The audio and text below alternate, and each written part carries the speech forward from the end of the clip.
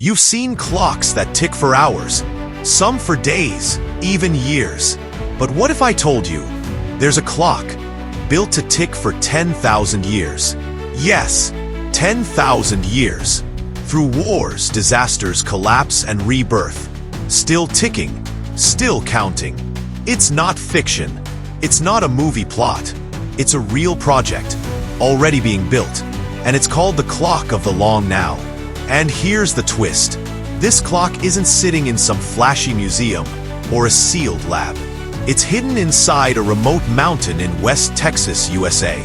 A 500-foot tall mechanical marvel, carved into solid rock. Massive gears, enormous components, no shortcuts, built to last longer than entire civilizations. But let's ask the obvious question, why?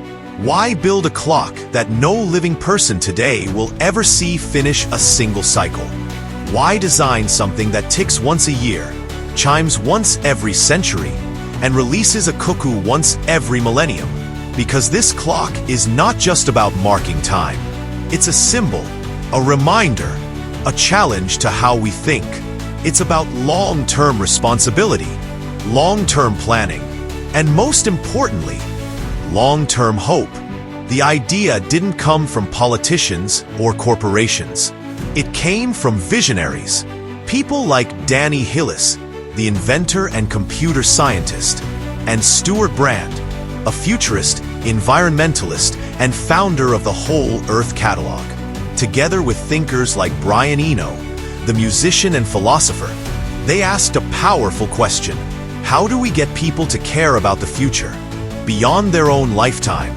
Because let's be honest, in our fast-paced world of likes, viral trends, and breaking news, the future often feels like an afterthought. We build for 5 years, maybe 50, but 10,000? That's nearly unimaginable. And that's exactly why this clock matters. Let's talk engineering, because this isn't just philosophy. It's a machine, a marvel of mechanical design. No batteries, no electricity, no internet, just stone, titanium, quartz, and gravity. It operates using thermal energy from the sun.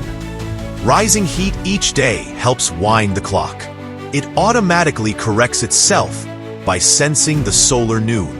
It even adjusts for leap years and irregularities in Earth's rotation without any modern tech. Every gear, every tick, every chime, built to endure corrosion, earthquakes, and the wear of millennia. And here's the most poetic part. When you visit, you don't just check the time, you wind the clock. Visitors literally help keep it going, becoming part of the mechanism. And when that cuckoo sings, once every 1,000 years, it might echo through a world we can't even imagine. Different language, different people, different problems, but still ticking. Some people don't get it. They call it wasteful, pointless. They ask, why spend millions on a clock no one today will benefit from? But maybe that question misses the point entirely, because the pyramids weren't built to benefit their builders. Stonehenge wasn't constructed for short-term profit. Cave paintings weren't made to trend on social media. They were created because someone, long ago, wanted to be remembered, to send a message forward in time. And this clock? Maybe it's our generation's version of that. Not a symbol of power, but of perspective. A way of saying, we were here, we thought about you, and we believed there would still be a world worth building for. So the next time you glance at a clock, think about this one, ticking inside a mountain, silently waiting for thousands of years.